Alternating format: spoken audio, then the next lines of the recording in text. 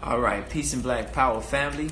So obviously, February 16th, 2020, Atlanta, Georgia. Myself and Brother Quasi will be in the building doing a lecture.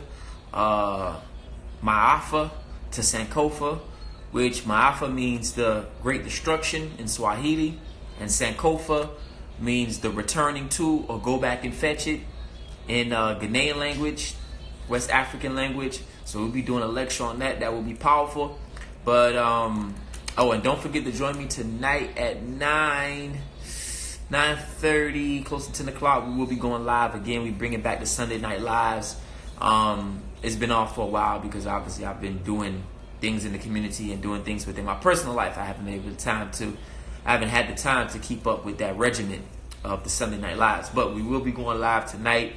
I might be a little late, might not be a little late. But while I'm up here today is I'm going to talk about this so-called victim mentality that white people constantly say that we have, right? Because white people are constantly using that. Oh, black people have a victim mentality. They're always blaming us for everything. Oh my gosh, they're just blaming us and blaming us.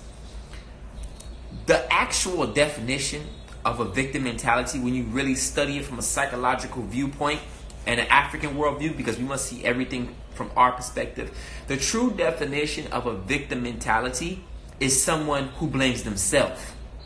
Someone who doesn't blame someone who's perpetrating an act upon them. So, for example, most people or most females who were raped or violated in some way, they tend to blame themselves. They say, well, if I didn't go over his house late night, if I wouldn't have had that last drink, if I wouldn't have wore that skirt, maybe I led him on, maybe I said something that he thought, may have indicated that I wanted to be sexually involved. So the true definition of a victim mentality is when you blame yourself for your own victimization. And so we get black people in our own community who say, if we just pull our pants up, if we just act this way, if we just do this, white folk wouldn't be doing that to us. It's all fault. That's the true definition of a victim mentality. See, we have a warrior mentality that what we're saying, okay, you're oppressing me. I'm going to do something about it. First, I'm going to identify the problem, which is what most black people do. Not all of us, but most black people. That's what we do. We identify the problem and say, okay, I am in the ghetto because of this system of racism and white supremacy. My family is broken up because of this systematic white supremacy during slavery. We're still being miseducated because of this. We're still going through this because of that. We're identifying a problem. And then through identifying the problem, the next step is solving the problem. Most of us don't really get to that level. We just identify the problem. But most of us who understand, once we identify, then we go to rectifying. So white people constantly are in fear of that.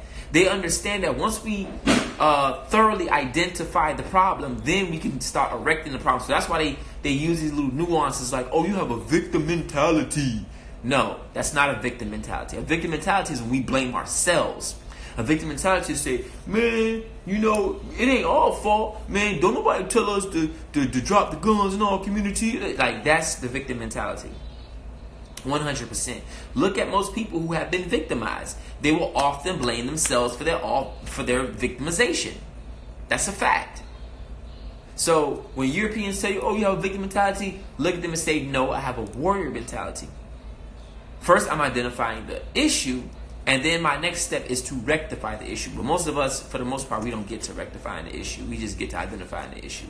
Like right now what's going on in Oakland with these mothers out here, right?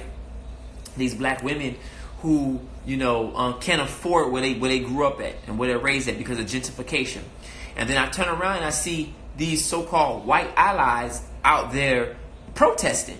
These mothers need homes. And I'm thinking in my head, but you are the reason why these mothers don't have homes. Because when you move into an area, you tend to increase the property value where mothers can't afford it. So with me saying that, white people can never be the solution to our problem because they create the problem. I need black people to stop seeking white people to fix the problems that they create. So I'm looking at these white women out there, oh my gosh, these mothers need homes, blah, blah, blah, blah. Like, come on, you created this problem. How naive can we be as a people?